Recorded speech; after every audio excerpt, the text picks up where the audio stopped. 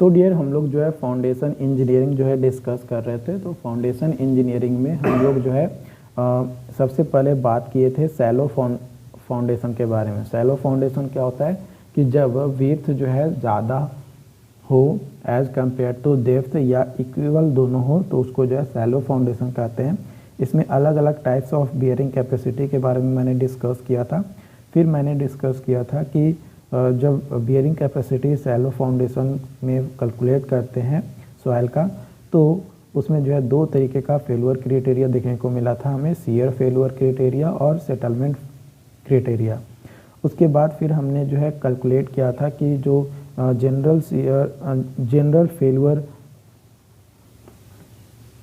और shear failure, local shear failure और punching shear failure, ये जो है शियर फेलुअर क्राइटेरिया के अंतर्गत आता है। उसके बाद फिर हमने जो है एनालिटिकल मेथड की मदद से बियरिंग कैपेसिटी को जो है कैलकुलेट किया था, जिसमें दो इक्वेशन देखे थे, रैंकाइन्स एनालिसिस फॉर बियरिंग कैपेसिटी, जो कि एक्सटेंशन था लैटरल अर्थ प्रेशर थ्योरीज का, और उसके बाद जो है टरजागी साहब का इक्वेशन। टरजागी साहब जब अपना थ्योरी दे रहे थे बियरिंग कैपेसिटी का, तो उन्होंने कुछ अजम्पशंस लिया था, उसके बारे में भी हम लोगों ने पढ़ा। फिर उसके इक्वेशंस को डिराइव किए और कुछ क्वेश्चंस भी जो है हम लोगों ने लगाए। उसके बाद फिर हमने देख रहे थे हम लोग कि वाटर टेबल का क्या इफ़ेक्ट जो है देखने को मिलता है, कब, जब बियरिंग कैपेसिटी जो है हमारा कैलकुलेट करना है ना। जब हमें बियरिंग कैपेसिटी कैलकुलेट करना है तो क्या इफ़ेक्ट आता है, उसके बारे में अलग अलग केसेस जो हम लोग कंडीशन जो है डिस्कस कर रहे थे।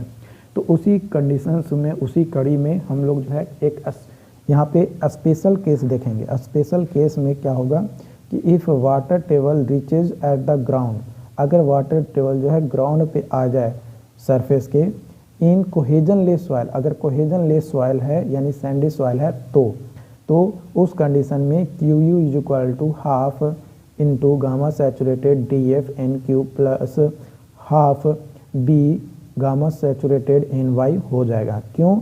क्योंकि यहाँ पे जो C का वैल्यू होगा वो क्या होगा, सैंडी सॉइल में C का वैल्यू जो है 0 होगा, है ना। यहाँ पे C का वैल्यू जो है 0 होगा, इसीलिए जो है यहाँ पे ये फॉर्मूला होंगे। अगर for cohesionless soil no water table, अगर कोई भी वाटर टेबल प्रेजेंट नहीं है तो उस कंडीशन में NQ is equal to gamma D NQ plus half B gamma NY, ये फॉर्मूला जो है यूज करेंगे, ठीक। या फिर हम लोग जो है नॉर्मली ये इक्वेशन भी यूज कर सकते हैं, QU is equal to gamma merge DF NQ plus half B gamma saturated NY into 0.5। यहाँ पे हम लोग जानते हैं कि गामा समर्ज जो है अप्रॉक्सीमेटली हाफ होता है गामा सैचुरेटेड के, इसलिए जो है हम लोग ये इक्वेशंस भी जो है हम लोग कैलकुलेट डिराइव कर लेते हैं। नोट यहाँ पे याद रखना है कि if water table rises to the ground surface in cohesionless soil then bearing capacity is reduced by approximately 50%। अगर वाटर टेबल जो है राइज करेगा ग्राउंड सरफेस तक कोहेजन लेस सॉइल में, तो जो बियरिंग कैपेसिटी है वो अप्रॉक्सीमेटली 50% कम हो जाएंगे। और केस 2, स्पेशल केस 2 में जो है बोला जा रहा है कि अगर net ultimate bearing capacity of clay soil की बात किया जाए तो उस कंडीशन में phi is equal to 0, NC is equal to 5.7, NQ is equal to 1 and NY is equal to 0। यहाँ पे जो वैल्यू लिए हैं मैंने, ये जो फैक्टर है, ये इस फैक्टर का जो वैल्यू है ये अकॉर्डिंग टू टरजागी साहब के द्वारा लिया गया है। वही अगर प्रंडल साहब के द्वारा लिया जाता तो यहाँ पे 5.14 होता, बाकी सारा का सारा डाटा सेम होता है। तो इस कंडीशन में हमारा NQ is equal to CNC plus sigma bar NQ plus half B gamma NY, तो यहाँ पे जो है हमारा वैल्यू पुट करेंगे तो NY जो है 0 है, तो ये तो पूरा पहले ही 0 हो जाएगा, ठीक है। अब यहाँ पे ये इक्वेशन आ जाएंगे, क्योंकि NQ का वैल्यू जो है 1 लेकर चलना है, तो QU is equal to C into 5.7 plus sigma bar, ये मान लो कि ये एक का हमारा इक्वेशंस यहाँ पे जो है आ जाएगा। अब क्योंकि हमें जो है नेट अल्टीमेट बियरिंग कैपेसिटी जो है निकालना है क्ले का, तो उसके लिए फॉर्मूला हम लोग यूज करेंगे Q N U is equal to Q U minus sigma bar. तो सिग्मा बार तो ये तो ठीक है हमारा, लेकिन क्यू यू का फॉर्मूला दिया हुआ है 5.7 सी प्लस सिग्मा बार। तो यहाँ पे सिग्मा बार से सिग्मा बार कट जाएगा, तो हमारा Q N U is equal to आ जाएगा 5.7 सी। यानी जो नेट अल्टीमेट बियरिंग कैपेसिटी आएगा वो हमारा ये आ जाएगा कब, जब हमारा क्ले सॉइल होगा तब, ठीक है, ये हमारा आएगा, ये फिक्स है। उसके बाद कुछ इंपॉर्टेंट नोट्स हैं। पहला कि ultimate bearing capacity in C5 soil, अगर C5 सॉइल है, सिल्टी सॉइल है, तो depend upon the shape of footing, size of footing, depth of footing and location of water table, इन सभी पे जो है डिपेंड करेगा ultimate bearing capacity. C5 soil है तो, यानी सिल्टी सॉइल है तो। और ultimate bearing capacity in cohesionless soil, यानी सैंडी सॉइल है या फ्रिक्शनल सॉइल है, तो डिपेंड करेगा shape of footing, size of footing, depth of footing and location of water table पे। Ultimate bearing capacity in frictionless soil यानी clay soil है, तो depend upon the shape of footing, depth of footing and location of water table. It is independent of size of footing, size of footing के पे जो है depend नहीं करता है, but location of water table, depth of footing और shape of footing के basis पे डिपेंड करेगा।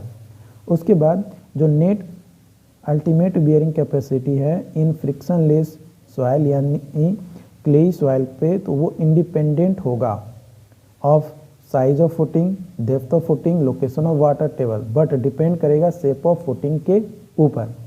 इफ वाटर टेबल राइजेज, अगर वाटर टेबल राइज करता है, then bearing capacity start decreasing, water table जैसे जैसे ऊपर बढ़ेगा जो बियरिंग कैपेसिटी है वैसे वैसे नीचे आएगा। When water table reaches to the ground in cohesionless soil या frictional soil, then ultimate bearing capacity gets reduced by 50%। 50% ultimate bearing capacity जो है कम हो जाता है। यहाँ पे एक क्वेश्चन दिया गया है जो कि आपको कैलकुलेट करना है। क्वेश्चन बोला जा रहा है कि a strip footing 2 meter wide carries a load intensity 400 kilonewton per meter square at the depth of 1.2 meter in sand। Sand में 1.2 मीटर जो है डेप्थ दिया गया है। The saturated unit weight of sand जो है 19.5 kilonewton per metre cube and unit weight above the water table is 16.8 kilonewton per metre cube. Shear strength parameter जो है C इक्वल टू 0 और phi equal to 35 degree. Then determine करना है कि factor of safety with respect to shear failure for the following cases, location of water table. यहाँ पे water table का जो है लोकेशन जो है दिया गया है, ठीक है, ये फिगर देख रहे हैं। यहाँ पे जो वाटर टेबल प्रेजेंट है, ये जो विड्थ है 2 मीटर का है और 8 मीटर और नीचे जो है वाटर टेबल जो है प्रेजेंट है। टोटल यहाँ से यहाँ तक का जो हाइट है 4 मीटर है। ये डेप्थ ऑफ फुटिंग जो है 1.2 मीटर है और विड्थ ऑफ फुटिंग जो है वो दिया गया है 2 मीटर, ठीक। तो पहला कंडीशन में कैलकुलेट करना है कि water table is at 4 metre below ground, 4 metre पे वाटर टेबल प्रेजेंट है तो क्या होगा हमारा, और वाटर टेबल अगर 1.2 मीटर पे आ जाए के नीचे आ जाएगा यानी जोन 2 में आ जाएगा तो क्या होगा, और water table 2.5 metre below the ground level तो क्या होगा। ये जो है अलग अलग डेप्थ जो है दिए गए हैं। तो ये कंडीशन में जो है आपको कैलकुलेट करना है कि क्या वैल्यू आएंगे, उसके बेसिस पे जो है आपको बताना है। उसके अलावा चौथा में आपको बताना है कि वाटर टेबल अगर 0.5 मीटर बिलो ग्राउंड आएगा तो क्या होगा, और वाटर टेबल अगर एट ग्राउंड लेवल हो जाएगा तो क्या होगा। यहाँ पे जो है टरजागी इक्वेशंस को जो है यूज करते हुए आपको कैलकुलेट करना है। तो assume general shear failure, general shear failure को एज्यूम करना है। तो NQ is equal to 14.4 and NY is equal to 42.4 जो है यहाँ पे वैल्यू ऑलरेडी दिए गए हैं, है ना। ये वैल्यू जो है आपको दिए गए हैं, गिवन डाटा है। तो सबसे पहले वाटर टेबल अगर 4 मीटर बिलो है ग्राउंड लेवल पे तो कोई इफेक्ट नहीं आएगा वाटर टेबल के कारण से। तो QU is equal to sigma bar NQ plus half B gamma NY आएगा। यहाँ पे क्योंकि C इज इक्वल टू 0 है तो CNC का जो वैल्यू आएगा ये क्या हो जाएगा, ये 0 के इक्विवेलेंट आ जाएंगे। तो ये चीज़ जो है आपको यहाँ पे ध्यान रखना है। तो QU इज इक्वल टू आ जाएगा 1.2 into 16.8 into 41.4 plus half into 2 into 16.8 into 42.4, तो वैल्यू आ जाएगा 1546.94 किलो न्यूटन पर मीटर स्क्वायर। तो फैक्टर ऑफ सेफ्टी क्या आ जाएगा, Q you by divided by 400, यानी फैक्टर ऑफ सेफ्टी आपका आ जाएगा 3.87, ये जो है फैक्टर ऑफ सेफ्टी आ जाएगा। तो दूसरा, अगर वाटर टेबल जो है प्रेजेंट हो जाए 1.2 metre below the ground level, यानी बेस ऑफ फुटिंग पे, तो हमारा जो है सेकेंड जो थर्ड टर्म था उसमें जो है बेसिकली जो है चेंजेस देखने को मिलेगा।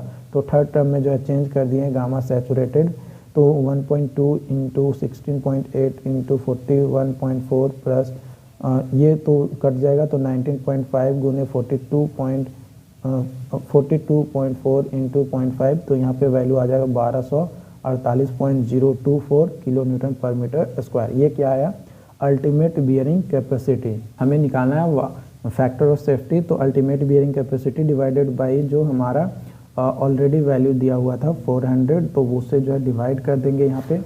तो यहाँ पे हमारा जो फैक्टर ऑफ सेफ्टी आएगा वो आ जाएगा 3.12 जो है वैल्यू आ जाएगा। Water table is at 2.5 metre below the ground level, यानी जोन 2 में कहीं ना कहीं प्रेजेंट होगा। तो Q U is equal to sigma bar N Q plus half B gamma average N Y R by star, यानी जो वाटर टेबल करेक्शन फैक्टर है और गामा एवरेज है उसको अप्लाई करेंगे। तो gamma average is equal to gamma Z plus gamma saturated B minus Z by Z plus B minus Z. तो यहाँ पे वैल्यू कैलकुलेट करेंगे तो यहाँ पे आ जाएगा आपका 16.8 into 1.3 plus 19.5 into 0.7 divided by 1.3 plus 0.7, तो गामा एवरेज जो हमारा आ जाएगा 17.45 किलो न्यूटन पर metre cube. And gamma star निकालेंगे, गामा आर बाई स्टार, यानी जो वाटर टेबल करेक्शन फैक्टर था, तो 0.5 into 1 plus Z by B, यानी 0.5 इंटू 1 प्लस 1.3 बाई 2, यानी आ जाएगा 0.825।